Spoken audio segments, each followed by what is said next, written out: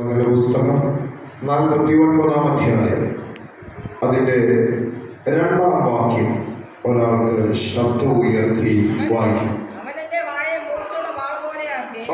വായെ മൂർച്ചയുള്ള വാൾ പോലെയാക്കി തന്റെ കൈയുടെ നിഴലിൽ എന്നെ ഒളിപ്പിച്ചു. അവൻ എന്നെ മിനുക്കിയ അമ്പാക്കി തന്റെ പൂണിയിൽ മറച്ചു വച്ചു.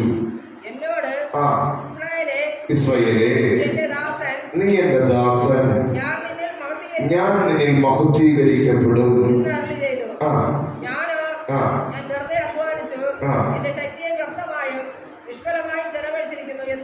മതി.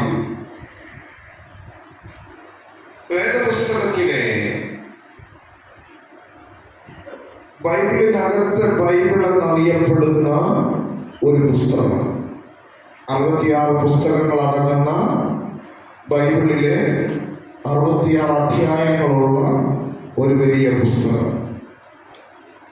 ആകാശമേ കേൾക്ക, ഭൂമിയെ ചെവിതരിക, ഞാൻ മക്കളെ പോറ്റി വളർത്തി അവരെന്നോട് മത്സരിക്കുന്നു എന്ന് പ്രവചിച്ചു തുടങ്ങിയ ആ പുസ്തകം വലിയ പ്രവാചകന്മാരുടെ ഗണത്തിൽ ശ്രേഷ്ഠനായ യെശയ്യാവ് നിമിത്തം യെശയ്യാവിലൂടെ ദൈവം അരുളി ചെയ്ത ചില വാക്കുകളാണ് നാം ഇവിടെ വായിച്ചു കേട്ടത്. 49-ാം അധ്യായം ഇങ്ങനെ തുടർന്നു: ദ്വീപുകളെ എൻ്റെ വാക്ക് കേൾപ്പീൻ, ദൂരത്തുള്ള വംശങ്ങളെ ശ്രദ്ധിപ്പീൻ. യഹോവ എന്നെ ഗർഭം മുതൽ വിളിച്ചു, എന്നെ എൻ്റെ അമ്മയുടെ ഉദരത്തിൽ ഇരിക്കയിൽ തന്നെ എൻ്റെ പേർ പ്രസ്താവിച്ചിരിക്കുന്നു. ഇന്ന് രാവിലെ ഇവിടെ വന്നിരിക്കുന്ന നമ്മളാരും യദർശിയായി ഇതിനകത്ത് വന്നു കയറിയവരല്ല. എന്തോ അബദ്ധം പറ്റി ആലയത്തിനകത്ത് കയറി വന്നവരല്ല നമ്മളാരും. മറിച്ച് നമ്മുടെ അമ്മയുടെ ഉദരത്തിൽ നാം ആയിരിക്കുന്നതിന് മുന്നമേ നിയമിക്കപ്പെട്ട നാളുകളിൽ ഒന്നുമില്ലാതിരുന്നപ്പോൾ കർത്താവ് നമ്മെ കണ്ടു. അതാ എഫേസ്യ ലേഖനത്തിൽ ഇങ്ങനെ പറഞ്ഞു: ലോക സ്ഥാപനത്തിന് മുന്നമേ അവൻ നമ്മെ ക്രിസ്തുവിൽ തിരഞ്ഞെടുത്തു. അങ്ങനെ തിരഞ്ഞെടുപ്പ് ലഭിക്കപ്പെട്ടവർ മാത്രമാണ് ഈ വിശുദ്ധാരാധനയിലും വന്നിരിക്കുന്നത്. അതുകൊണ്ട് ഈ ആരാധനയ്ക്ക് വന്നിരിക്കുന്ന നാം ഒരു കാര്യം മനസ്സിലാക്കണം. നാം ശ്രദ്ധിക്കേണ്ട ഏറ്റവും പരമപ്രധാനമായ വിഷയം, നാം മറ്റുള്ളവരിൽ നിന്ന് എക്സ്ട്രാ ഓർഡിനറിയായി, സംതിങ് സ്പെഷ്യലായി കർത്താവ് നമ്മെ തിരഞ്ഞെടുത്തിരിക്കുകയാണ്. അങ്ങനെ തിരഞ്ഞെടുക്കപ്പെട്ട് തന്നെ നോക്കി ഇപ്പോൾ ദൈവം പറയുക, അവൻ എന്റെ വായെ മൂർച്ചയുള്ള വാൾ പോലെയാക്കി. വാള് കണ്ടിട്ടുള്ളവർ കരവിടുന്ന വാള് കണ്ടിട്ടുള്ളവർ, അത് ഉപയോഗിച്ചിട്ടുള്ളവർ, നമ്മുടെ സൈന്യസഭനെ സ്ഥിരം ഉപയോഗിക്കുകയാണ് മരം മുറിക്കാനൊക്കെ അല്ലേ.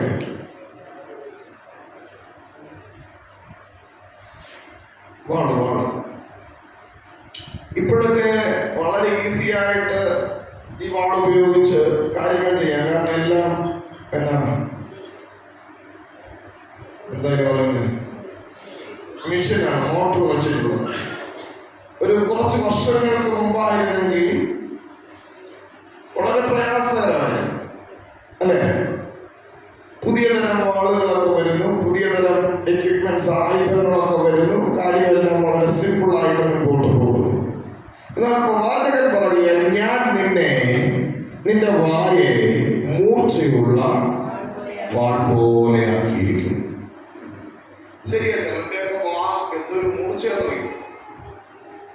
നമ്മൾ ചിലപ്പോൾ പറയാറില്ലേ, പക്ഷേ അവരെന്നെ ഒന്ന് അടിച്ചിരുന്നെങ്കിൽ ഞാൻ എന്ത് ചെയ്തേനെ, രണ്ടാമത് നിന്ന് കൊള്ളുകയായിരുന്നു. എങ്കിലും ആ പറഞ്ഞ വാക്ക് വല്ലാത്ത,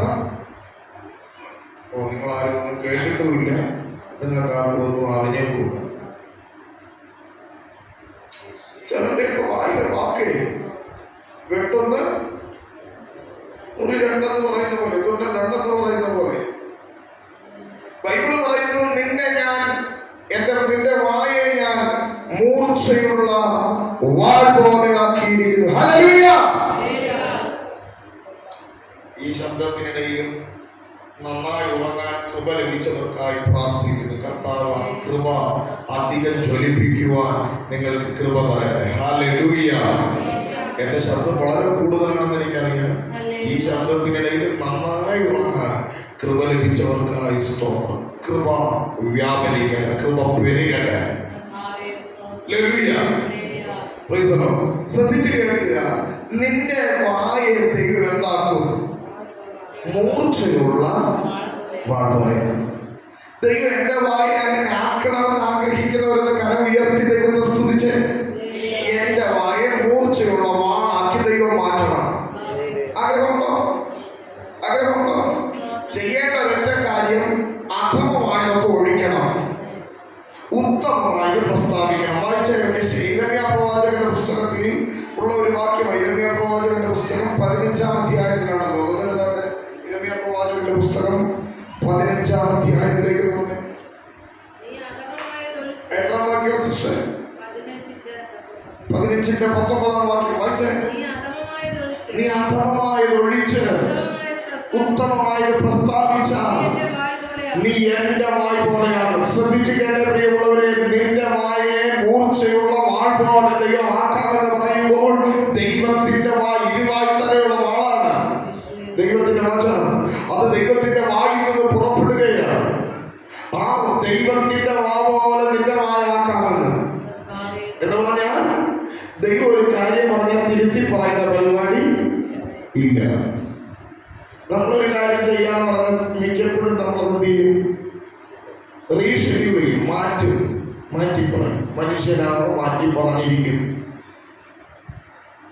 പക്ഷെ ദൈവം ഒരു കാര്യം പറഞ്ഞാൽ പിന്നെ അത് മാറ്റി പറയുന്ന പരിപാടി ദൈവത്തിന് ഇല്ല. ദൈവം പറയുകയാണ്, നീ അധമമായത് ഒഴിച്ച് ഉത്തമമായത് പ്രസ്താവിക്കണം. എന്താ അധമം? അധമം എന്താ? അധമം എന്ന് പറഞ്ഞാൽ മോശമായത്, അല്ലെ? മോശമായത്. ഇന്ന് രാവിലെ ശ്രദ്ധിക്കണം, ചില സ്ഥലങ്ങളിലൊക്കെ, ഇവിടെ എങ്ങനെയാണെന്ന് എനിക്ക് കൃത്യമായിട്ട് അറിഞ്ഞുകൂടാ, ചില ഇടങ്ങളിലൊക്കെ ഈ ചീത്ത വാക്ക് പറയുന്നത് വലിയ തെറ്റല്ല എന്ന രീതിയിലുള്ള ഒരു ചിന്താഗതിയുള്ള നാടുകളുണ്ട്. വെറുതെ വർത്തമാനം പറയുമ്പോൾ ചീത്ത വാക്ക് പറയുക, ഒരാളെ വിളിക്കുമ്പോൾ ചീത്ത ചേർത്ത്. കേട്ടിട്ടുണ്ടോ നിങ്ങൾ അങ്ങനെയുള്ളവരെ? കണ്ടിട്ടുണ്ടോ അങ്ങനെയുള്ളവരെ? നിങ്ങൾ ആരെങ്കിലും അങ്ങനെയാണോ? അല്ലാത്തതിനാൽ ദൈവത്തെ സ്തുതിക്കുന്നു. ദൈവത്തിന്റെ വായ ആവണമെന്ന് ആഗ്രഹമുണ്ടെങ്കിൽ, അല്ലെങ്കിൽ ദൈവം എന്നെ ദൈവത്തിന്റെ വാ പോലെ ഉപയോഗിക്കണമെന്ന് ആഗ്രഹിക്കുന്ന ആരെങ്കിലും ഉണ്ടെങ്കിൽ വായ്ക്കകത്ത് വരുന്ന ദൈവഹിതമില്ലാത്ത വാക്കുകളെ മനഃപൂർവമായി ഉപേക്ഷിക്കണം. Praise the Lord. ബൈബിൾ ഇങ്ങനെ പറയുന്നത്, വാക്കുകൾ കൃപയോട് കൂടിയതും ഉപ്പിനാൽ രുചി വരുത്തിയതുമാകണം. പിന്നെ ചിലരോട് വർത്താനം പറയുമ്പോ ഒരു 10 മിനിറ്റ് വർത്താനം പറഞ്ഞാൽ ഒരു 15 പ്രാവശ്യം പറയും അമ്മയാണ്, ദൈവത്താണ്, അച്ഛനാണ്. കേട്ടില്ലേ? ബൈബിൾ പറയുന്നു, ഒന്നിനെ കൊണ്ട് എന്ത് ചെയ്യരുത്? ആണയിടരുത്. സ്തോത്രം. പിന്നെയോ, നീ ഊന്ന് പറഞ്ഞാൽ ഊന്നും, ഇല്ല എന്ന് പറഞ്ഞാൽ ഇല്ല എന്നായിരിക്കണം. അതിലധികമായിട്ടുള്ളത് ദുഷ്ടനിൽ നിന്ന് വരുന്നു. അപ്പോ വേറെ എന്ത് ചെയ്താലോ എവിടെ വരുന്നത്? ദുഷ്ടനിൽ നിന്ന് വരുന്നത്. എനിക്കറിയാം ഇതിന് വലിയ എന്താ ആവേശമൊന്നും തോന്നുന്ന ഒരു പ്രസംഗമല്ല. പക്ഷെ ആവേശം വരും. ഒടുവിൽ ഇത് ധ്യാനിച്ചാൽ ആവേശം വരും. അപ്പൊ അധമമായത് ഒഴിക്കണം, ഉത്തമമായത് പ്രസ്താവിക്കണം. ഉത്തമമായത് പ്രസ്താവിക്കുക പറഞ്ഞാൽ നല്ലത് പറയുക. ഞാൻ നല്ലത് പറഞ്ഞിട്ടുണ്ടോ? നല്ലത് പറഞ്ഞു. ഈ കഴിഞ്ഞ ദിവസം പരിശുദ്ധാത്മാവ് ഒരു സഹോദരിയെ സംബന്ധിക്കുന്ന ഒരു വിഷയം എന്നെ കാണിച്ചു. അപ്പോ ഇതെങ്ങനെ ഈ സഹോദരിയോട് പറയും? ഈ സഹോദരിയോട് പറഞ്ഞ ഇതെങ്ങനെ ഏറ്റെടുക്കുമെന്ന് അറിഞ്ഞോളൂ. ഏതായാലും രണ്ടും കൽപ്പിച്ച് ഈ സഹോദരിയോടൊന്ന് പറഞ്ഞു. ദൈവാത്മാവ് എന്നെ കാണിച്ച കാഴ്ചപ്പാട് അതുപോലെ ഞാൻ പറഞ്ഞു. എന്നിട്ട് ഞാൻ പറഞ്ഞു, എന്നെ ദൈവം കാണിച്ച കാര്യം ഞാൻ പറഞ്ഞു, നിനക്ക് വേണമെങ്കിൽ മാനസാന്തരപ്പെടാം, വേണമെങ്കിൽ നന്നാകും, ഇല്ലെങ്കിൽ നിന്റെ ഇഷ്ടത്തിന് നിനക്ക് പോകാം.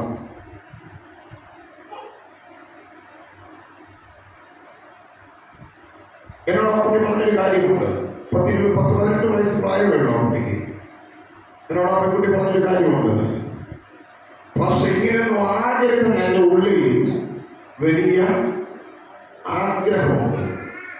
പക്ഷേ എനിക്ക് അങ്ങനെ ആകാതിരിക്കാൻ കഴിയുന്നില്ല. ആയി പോവുക.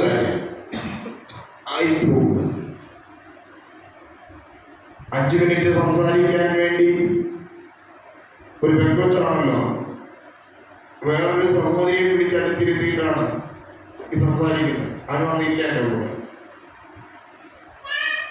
ഞാനില്ല. അപ്പൊ ഈ സഹോദരിയും പറഞ്ഞു വിടണം, ഈ പെങ്കൊച്ചിനെയും പറഞ്ഞു വിടണം. 5 മിനിറ്റ് എന്ന് പറഞ്ഞാൽ മറ്റേ സഹോദരിയെ വിളിച്ച് കൊണ്ടിരുത്തിയത്. ഇതൊക്കെ പറഞ്ഞു തുടങ്ങിയിട്ട് തീരണ്ടേ? 5 ആയി, 10 ആയി, 20 ആയി, 45 മിനിറ്റ് സംസാരിച്ചു. അവസാനം എന്നോട് പറഞ്ഞു, പക്ഷേ എനിക്ക് മാനസാന്തരപ്പെടാൻ ആഗ്രഹമുണ്ട്, എനിക്ക് കാര്യങ്ങൾ ക്രമീകരിക്കാൻ ആഗ്രഹമുണ്ട്. പക്ഷെ എൻ്റെ നാവ് എന്നെ അതിനെ സമ്മതിക്കുന്നില്ല, എൻ്റെ കണ്ണ് അതിനെ സമ്മതിക്കുന്നില്ല, എൻ്റെ ചിന്ത അതിനെ സമ്മതിക്കുന്നില്ല. എനിക്ക് വേണ്ടി പ്രാർത്ഥിക്കണം. ഇന്ന് രാവിലെ ആത്മാർത്ഥതയോടെ പറയട്ടെ, എൻ്റെ മുമ്പിലിരിക്കുന്ന കുഞ്ഞുങ്ങളെ, നിങ്ങളൊരു പുതിയ അധ്യയന വർഷത്തിലേക്ക് നാളെ പ്രവേശിക്കുകയാണ്. ഒരുപക്ഷെ പഴയ സ്കൂളിൽ പഴയ കൂട്ടുകാരൊക്കെ ആയിരിക്കാം, അല്ലെങ്കിൽ പുതിയൊരു സ്കൂളിലായിരിക്കാം, പുതിയ കൂട്ടുകാരായിരിക്കാം. നിങ്ങൾ എവിടെ പോയാലും ശ്രദ്ധിച്ചു കേൾക്കണം, ഇവിടെ കേട്ട്, നിങ്ങൾ എവിടെ പോയാലും നിങ്ങളൊരു പെന്തക്കോസ്തുകാരനാണ്, പെന്തക്കോസ്തുകാരിയാണെന്ന് മറ്റുള്ളവർ അറിയണം. ആ തരത്തിൽ നിങ്ങൾ എന്ത് ചെയ്യണം? ജീവിക്കണം. അവര് പറയുന്ന വർത്തമാനം പറയാൻ നിൽക്കരുത്. സ്തോത്രം. കൂട്ടുകാർ പറയുന്നതെല്ലാം അവരെ പ്രസാദിപ്പിക്കാൻ അവരുടെ കൂടെ പറയാൻ നിൽക്കരുത്. അവരെ പോലെ ആകാൻ നിൽക്കരുത്. നിങ്ങൾ വ്യത്യസ്തരായി നിൽക്കണം. കാരണം ദൈവത്തിന്റെ വാപോലെ തന്നെ ആക്കാൻ ദൈവത്തിന്റെ പദ്ധതിയുണ്ട്. 2-ാം വാക്യം ഇങ്ങനെ പറയുകയാണ്, അവൻ എന്റെ വായെ മൂർച്ചയുള്ള വാൾ പോലെ ആക്കിയിരിക്കുന്നു, തന്റെ കൈയുടെ നിഴലിൽ എന്നെ ഒളിപ്പിച്ചു. ഇന്ന് രാവിലെ ഒന്ന് തിരിഞ്ഞ് ചിന്തിച്ച 2025 5 മാസം തീർന്നു. എത്ര പ്രാവശ്യം തകർന്നു പോകാമായിരുന്നു, എപ്പോഴേ മണ്ണായി തീരാമായിരുന്നു. നമ്മളൊക്കെ കൈയുടെ നിഴലിൽ എപ്പോഴൊക്കെയോ നമ്മളെ ഒളിപ്പിച്ചത് കൊണ്ടാണ് ഇന്ന് ആരോഗ്യത്തോടമായിരിക്കുന്നത്. അതുകൊണ്ട് കർത്താവിനോട് പറയണം, അപ്പാ എന്നെ ഒളിപ്പിച്ചതിന്, എന്നെ ഇത്രത്തോളം സൂക്ഷിച്ചതിന് ഞാൻ അങ്ങേക്ക് നന്ദി പറയുന്നു. അങ്ങനെ വായ വാൾ പോലെയാക്കി നിന്നെ തന്റെ കൈയുടെ നിഴലിൽ ഒളിപ്പിച്ചിട്ട് സ്വർഗം വിടുകയല്ല ചെയ്യുന്നേ. സ്വർഗം പറയുക, ഞാൻ അവനെന്നെ അമ്പ് കണ്ടിട്ടുണ്ടോ? അമ്പ് എങ്ങനെയിരിക്കും? അമ്പ് എങ്ങനെയിരിക്കും?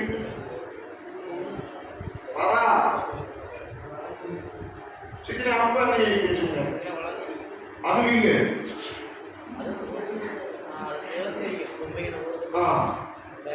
ഇങ്ങനെ വളഞ്ഞിരിക്കുന്നതുമില്ലേ? അമ്പ് സ്ട്രൈറ്റ് അല്ലേ? തന്നെ വളഞ്ഞിരിക്കുന്നതുമില്ലേ? നീളത്തിൽ ഒരു വളവുമില്ലാതെ അറ്റം ഇങ്ങനെ കൂർത്തിരിക്കും. ഇതാണെന്ത്? അമ്പ്. നിങ്ങൾ ഇനി ഇങ്ങോട്ട് ശ്രദ്ധിക്കണം. അമ്പെന്ന് പറയുന്ന സാധനം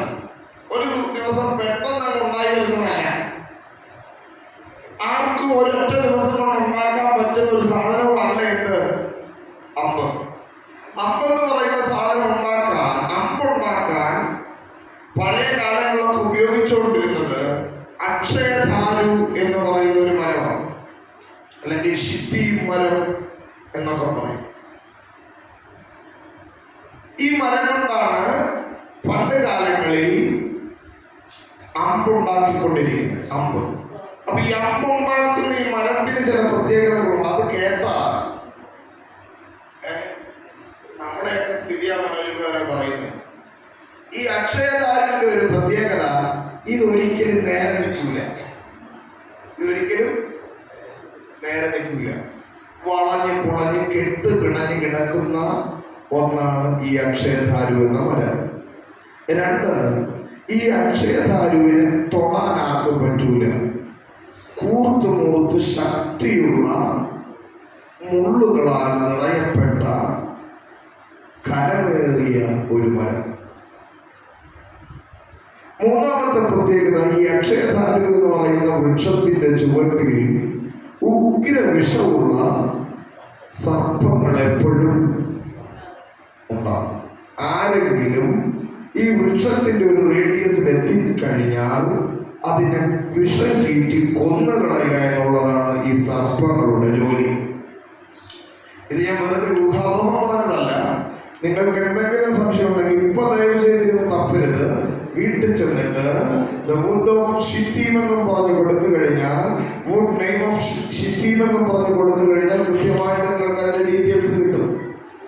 ഞാൻ പറഞ്ഞ നിസ്സാരമായ 3 കാര്യങ്ങൾ. ഒന്ന്, ഒരിക്കലും ഈ വൃക്ഷം എന്തിയില്ല, നിവർന്നു നിൽക്കില്ല, വളഞ്ഞു പുളഞ്ഞിരിക്കും. 2, ഈ വൃക്ഷം എപ്പോഴും മുള്ളുകളാൽ നിറയപ്പെട്ടതാണ്. ആർക്കും ഇതിന്റെ അടുത്ത് പോകാൻ പറ്റില്ല. 3, ഉഗ്ര വിഷമുള്ള സർപ്പം, വിഷം ചീറ്റുന്ന സർപ്പം എപ്പോഴും ഈ വൃക്ഷത്തിന്റെ കീഴിൽ കാവലുണ്ടാകും. ഇങ്ങനെയുള്ള വൃക്ഷമാണ് ഒരു വളം പുളവുമില്ലാത്ത സ്റ്റഡിയായ അമ്പായി മാറിയത്. നിങ്ങൾക്ക് മനസ്സിലായില്ല? ഒരു കാരണവശാലും ദൈവസന്നിധിയിൽ വരാൻ ഒരു യോഗ്യതയില്ലാത്തവരായിരുന്നു ഞാൻ. അങ്ങനെ കെട്ടുപിടന്ന് കിടന്നവരാ ഞാൻ. സ്തോത്രം. വിഷം ചീറ്റുന്ന ഉഗ്ര സർപ്പങ്ങൾ പലപ്പോഴും എന്നിലുണ്ടായിരുന്നു. സ്തോത്രം. നമ്മിൽ ഓരോരുത്തരിലും ഉണ്ടായിരുന്നു. പലവിധ പ്രതിസന്ധികൾ, പലവിധ സ്വഭാവ വിശേഷണങ്ങൾ നമുക്കൊക്കെ ഉണ്ടായിരുന്നു. പക്ഷെ ഇതിൽ നിന്നെല്ലാം ദൈവം നമ്മെ എന്ത് ചെയ്തു? വിടുവിച്ചു. എങ്ങനെയാണ് ഈ കെട്ടുപിണഞ്ഞ് കിടക്കുന്ന മരത്തെ നേരെയാക്കിയെടുക്കുക? ഇപ്പോഴെല്ലാം മിഷൻ വർക്കാണല്ലോ. നേരത്തെ പറഞ്ഞ പോലെ ഇപ്പൊ എല്ലാം മിഷനിലെ പരിപാടി. പക്ഷെ കുറച്ചു കാലം മുമ്പ് വരെ ഇപ്പോഴുള്ള നമ്മുടെ കുഞ്ഞുമക്കൾക്കൊന്നും അറിയാൻ സാധ്യതയില്ല. രതീഷ് കുമാറിനോടും മനോജ് കുമാറിനോടും ശിവകുമാറിനോടും സംസാറിനോടും മാനസാറിനോടൊക്കെ ചോദിച്ചാൽ അവർക്കൊക്കെ നന്നായിട്ട് അറിയാം. ആശാരിയുടെ കയ്യിൽ വളഞ്ഞ ഒരു മരം കിട്ടിയാൽ അവരെന്ത് ചെയ്യും? അവരുടെ കയ്യിൽ വെയ്സ് എന്ന് പറയുന്ന സാധനമുണ്ട് അല്ലേ, ഒരു സ്ക്രൂ പോലെ. ഇതിനകത്തേക്ക് ഈ മരം ഇട്ടിട്ട് ഈ സ്ക്രൂ വെച്ച് നന്നായി ടൈറ്റ് ചെയ്യും. കണ്ടിട്ടില്ലേ? അങ്ങനെ ടൈറ്റ് ചെയ്ത് വെച്ച് കഴിയുമ്പോൾ കുറച്ച് കഴിയുമ്പോൾ ഈ മരത്തിന്റെ വളം എന്ത് ചെയ്യും? താനെ നിവരും.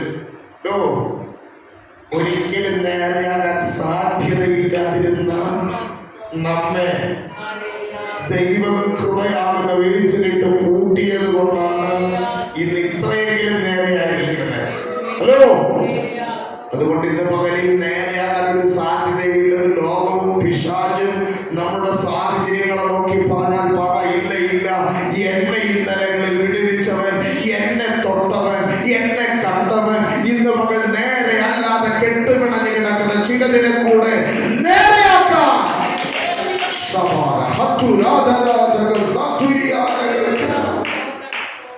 ശ്രദ്ധിച്ചു കേട്ട പ്രിയമുള്ളവരെ, ഈ നല്ല യജമാനൻ, അമ്പുണ്ടാക്കുന്നവൻ നടന്ന് വർഷങ്ങൾ നടക്കുമ്പോഴായിരിക്കും തനിക്ക് ബോധിച്ച ഒരു വൃക്ഷത്തെ കണ്ടെത്തുന്നത്.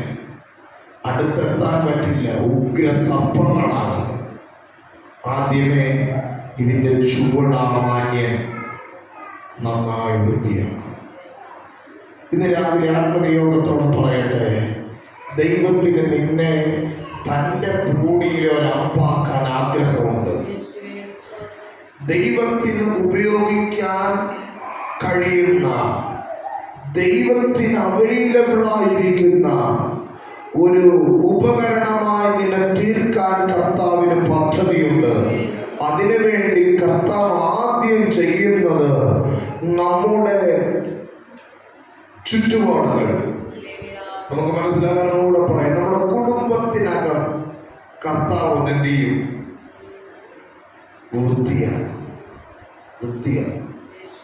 ഇന്ന് പകലിൽ അതുകൊണ്ട് നാം ദൈവസന്നിധി പറയണം, കർത്താവെ എന്നെ ശുദ്ധീകരിക്കാൻ, എന്നെ ഉപയോഗിക്കാൻ, എൻ്റെ കുടുംബത്തിൽ എന്തെല്ലാം മാറ്റങ്ങൾ അങ്ങേക്ക് വരുത്തണോ അതിനായി ഞാൻ എന്നെ സമർപ്പിക്കുന്നു. പ്രാർത്ഥിക്കണം, അങ്ങനെ പറയണം. അങ്ങനെ ശുദ്ധീകരിച്ചതിന് ശേഷം നേരത്തെ പറഞ്ഞു കൂർത്തുമൂർത്ത മുള്ളുകളുള്ള ഒരു വൃക്ഷമായി കെട്ടുവിളനികളൊക്കെ ഇതിനെ അങ്ങനെ ഇങ്ങനെയൊന്നും വെട്ടിയെടുക്കാൻ പറ്റില്ല. എങ്കിലും കഴിവിൻ്റെ പരമാവധി ഒരു കഷ്ണം തടിയെടുത്ത് അതിലെ മുള്ളെല്ലാം ചീകിക്കളയും. നമ്മുടെയൊക്കെ സ്വഭാവം വെച്ച് നമ്മളെയൊന്നും ഒരു വിധത്തിലും മെയിൻറ്റെയിൻ ചെയ്ത് കൊണ്ടുപോകാൻ പറ്റാത്ത സ്വഭാവക്കാരായിരുന്നു നമ്മളൊക്കെ. കൃപയാ ഇന്ന് നമ്മളൊന്നും പൂർണ്ണമായിട്ടൊന്നും ശരിയായിട്ടില്ല. അതുകൊണ്ടാണല്ലോ നമുക്ക് ഇടയ്ക്കിടയ്ക്ക് ഞാൻ ആരാന്നറിയുമെന്നൊക്കെ നമ്മൾ ചോദിച്ചു പോകും. അല്ലെങ്കിൽ പൂർണ്ണമായിട്ട് ശരിയായ നമ്മൾ പറയും ഞാനാകുന്നത് കൃപയാ. പക്ഷെ നമ്മളാരും നിങ്ങളാരും എന്നല്ല പറഞ്ഞത്, നമ്മളാരും ഇപ്പോഴും എന്തായിട്ടില്ല, പൂർണ്ണമായിട്ട് നമ്മുടെ മുള്ളൊന്നും പോയിട്ടില്ല. അതുകൊണ്ടാണ് പലപ്പോഴും നമ്മൾ ഇങ്ങനെ കിടന്നിങ്ങനെ നമ്മളെ തൊടുന്നവർക്കൊക്കെ മുറിവേൽക്കാറില്ല. ചിലപ്പോൾ നമ്മളെ തൊടുന്നവർക്ക് നമ്മൾ തൊടുന്നവർക്കൊക്കെ മുറിവേൽക്കും. ഇന്ന് രാവിലെ നടന്നൊരു സംഭവം, ഞങ്ങൾ രാവിലെ വരാൻ വേണ്ടി വണ്ടി എടുത്ത് അവിടെ നിങ്ങോട്ട് ഇറങ്ങുമ്പോൾ സ്വന്തം അച്ഛനെ ശിശുക്കാർ സൈലന്റ് ആക്കുന്ന ദിവസമായി നിങ്ങൾ ഇങ്ങോട്ട് ശ്രദ്ധിക്കും. ഞാനത് കേട്ടു, തുടങ്ങിയപ്പോഴേ ഞാൻ കേട്ടിട്ടേക്ക് അല്ലെങ്കിൽ ശ്രദ്ധിച്ചു കേട്ടെ. ഞങ്ങൾ ഇങ്ങോട്ട് വരാൻ വേണ്ടി വണ്ടി സ്റ്റാർട്ടാക്കി ആ പോർച്ചിനകത്ത് ഇറങ്ങുമ്പോൾ എൻ്റെ വണ്ടി അല്ലാത്തത് കൊണ്ട് തന്നെ വളരെ ശ്രദ്ധിച്ച് ഇറക്കി. എന്നിട്ടും പോയി ചുമല്ലാം കുറഞ്ഞൊരു സൈഡിലൂടെ പോയില്ല. ഞാൻ വണ്ടിയിൽ നിന്ന് പുറത്തിറങ്ങിയില്ല, ഇറങ്ങിയ ചില പണിയുള്ളൂ പപ്പയുടെ. കാരണം ഞങ്ങളെ നോക്കുന്നതിനേക്കാൾ എന്താ ചെറുതായിട്ടൊന്ന് ഉറഞ്ഞിട്ടുണ്ട്. മനസ്സിനെ വല്ലാതെ വിഷമിപ്പിക്കുന്ന ഒരു വസ്തുതയാണ് സംഭവിച്ചത്. പക്ഷേ എന്നിലെ മുള്ളു മാറ്റാൻ, എന്നിലെ ദൈവഹിതമില്ലാത്ത ചില സ്വഭാവങ്ങളെ എടുത്തു മാറ്റാൻ കർത്താവ് ചിലപ്പോൾ നമുക്ക് ഇഷ്ടമില്ലാത്ത വഴികളിലൂടെയൊക്കെ നമ്മളെ എന്ത് ചെയ്യും? നടത്തും. നമ്മളിങ്ങനെ പാടാറില്ലേ, എന്റെ ഹിതം പോലെ നടത്തരുതേ, തിരുഹിതം പോലെ നയിക്കണം. അപ്പൊ നമ്മുടെ ഹിതത്തിനനുസരിച്ചൊന്നും നടത്തില്ല. മുള്ളു ചെത്തി മാറ്റുമ്പോ വേദനയുണ്ടാകും. ചില ചെത്തലുകൾ വരുന്നത്, ചില വേദനകൾ വരുന്നത് നിന്നെ തകർക്കാനല്ല, ദൈവത്തിന് ഉപയോഗമുള്ള ഒരു അമ്പായി നിന്നെ മാറ്റാനാണ്. അങ്ങനെ ചെത്തി വെടിപ്പാക്കിയതിന് ശേഷം കൊണ്ട് ഈ വെയ്സിനകത്തിടും. വെയ്സിനകത്തിട്ടിട്ട് നന്നായിട്ട് സ്ക്രൂ ചെയ്ത് ടൈറ്റ്. വളഞ്ഞു കിടന്നപ്പോൾ ഒരു പ്രശ്നവും ഇല്ലായിരുന്നു, ഒരു ബുദ്ധിമുട്ടും ഇല്ല. രക്ഷിക്കപ്പെടുന്നതിനും എന്തെങ്കിലും പ്രശ്നം ഉണ്ടായിരുന്നു? ആരെങ്കിലും ഇങ്ങോട്ട് വഴക്കിന് വന്നാൽ എന്താണെന്ന് ചോദിച്ചാൽ, ഏതാണെന്ന് ചോദിച്ചാൽ രണ്ടെണ്ണം അങ്ങോട്ട് പറഞ്ഞ് അങ്ങനെ പറയുന്നത് അറിയുന്നതുകൊണ്ട് ആരും നമ്മളെടുത്ത് വഴക്കിന് വരില്ലായിരുന്നു. ഇപ്പോഴോ 5 കിലോമീറ്റർ അപ്പുറത്തോടെ പോകാൻ പോലും നമ്മളെടുത്ത് എന്ത് ചെയ്യും? കാരണം എന്താ അറിയും? കാരണം നമ്മളെ കുറെ നാൾ ബേസിനകത്തിട്ട് എന്ത് ചെയ്തു? പൂട്ടി മുറുക്കി നമ്മളെ വളമൊക്കെ മാറ്റി ഇപ്പൊ നേരെയാക്കി കഴിയുമ്പോൾ ഈ അക്ഷയതാലിന്റെ ഒരു പ്രത്യേകത ഞാൻ പറയാൻ വിട്ടുപോയത് പറയട്ടെ. ഈ അക്ഷയതാലി എന്ന് പറയുന്ന വൃക്ഷം നല്ല ബലമുള്ളതാണെങ്കിലും ഇതിന്റെ ഉള്ളു പൊള്ളയാണ്. ഉള്ളെന്താ? പൊള്ളയാണ്. പലപ്പോഴും നമ്മുടെ അവസ്ഥയിൽ ഞാൻ വലിയതും എനിക്കെല്ലാം കഴിയുന്നതൊക്കെ പറയുന്നത് നമ്മുടെ ഉള്ളിലൊന്നും ചെല്ലത്തില്ല. പക്ഷെ ഞാൻ പറയുന്നത് പറഞ്ഞു ഞാൻ എന്തായി? ഉള്ളു പൊള്ളയാണ്. ഇതുപോലെ അക്ഷയതാലും ഉള്ളെന്താ?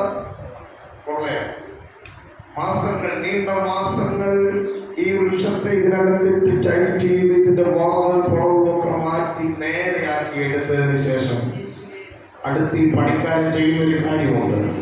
ഇതിൻ്റെ ഒരറ്റം നന്നായി കൂർപ്പിച്ചിട്ട് ചില പക്ഷികളുടെ ബലമുള്ള ചില തൂവലുകൾ അവിടെ വച്ചു പിടിപ്പിക്കും. കാണാൻ നല്ല ഭംഗിയാണ്. ഇതുകൊണ്ട് വായില്ല. നല്ല ഈയം നല്ല ഉരുക്കി ഈ പൊള്ളയായ വൃക്ഷത്തിനകത്തേക്ക് ഒഴിച്ചു കൊടുക്കും. ആ തടി കഷ്ണത്തിനകത്തേക്ക് ഒഴിച്ചു കൊടുക്കും. സംഭവിക്കുന്നത് ഈ തണുത്തുറഞ്ഞ് ഈ വൃക്ഷത്തിൻ്റെ ഈ കമ്പിൻ്റെ ബലം വീണ്ടും എന്ത് ചെയ്യും? വർദ്ധിക്കും. അങ്ങനെ തയ്യാറാക്കപ്പെട്ട ഒരമ്പ് ഇതിനെ എന്നും എടുത്ത് ഉപയോഗിക്കില്ല, എപ്പോഴും ഒന്നും ഉപയോഗിക്കില്ല. അത്യാവശ്യ ഘട്ടങ്ങളിൽ ശത്രു എല്ലാം തകർക്കുമെന്ന് തോന്നുന്ന വേളയിൽ, ആർക്കും ഒന്നും ചെയ്യാൻ പറ്റാത്ത വേളയിൽ ആ നല്ല പട്ടാളക്കാരൻ, നല്ല പടയാളി തൻ്റെ പൂടിയിൽ മറച്ചു വച്ചിരിക്കുന്ന അമ്പിനെ പുറത്തെടുക്കും. ഇന്ന് പകൽക്കണിയിടാതെ തന്നെ കേൾക്കുന്ന ദൈവവൈതലേ, നീ ആയിരിക്കുന്ന മേഖലയിൽ ഒരുപക്ഷെ അത് കൊക്കോട്ടയിലായിരിക്കാം, ഈഞ്ചപ്പുരിയായിരിക്കാം, മരങ്ങാടാകാം, ഹല്ലേലൂയ പൂച്ചപ്പാറയാകാം, ഹല്ലേലൂയ മൈലമൂടാകാം, കൊടുങ്കണ്ണിയാകാം, എവിടെ വേണമാകട്ടെ, കർത്താവ് നമ്മെ ആക്കി വച്ചിരിക്കുന്ന മേഖലകളിൽ ആർക്കും ഒന്നും ചെയ്യാൻ കഴിയാതെ വരുന്ന ചില പ്രത്യേക സമയങ്ങളുണ്ട്. ആ സമയങ്ങൾ കർത്താവിന് വേണ്ടി ചിലത് ചെയ്യാൻ, കർത്താവിൻ്റെ പൂടിയിൽ മറയപ്പെട്ട ഒരമ്പായി തീരാൻ ഇന്ന് പകൽ നമ്മെ ഒന്ന് കർത്തൃകരങ്ങളിൽ സമർപ്പിക്കാം. എല്ലാ കണ്ണുകളും ദൈവസന്നിധിയിൽ അടച്ചാട്ടെ. ഈ 10:25 സമയം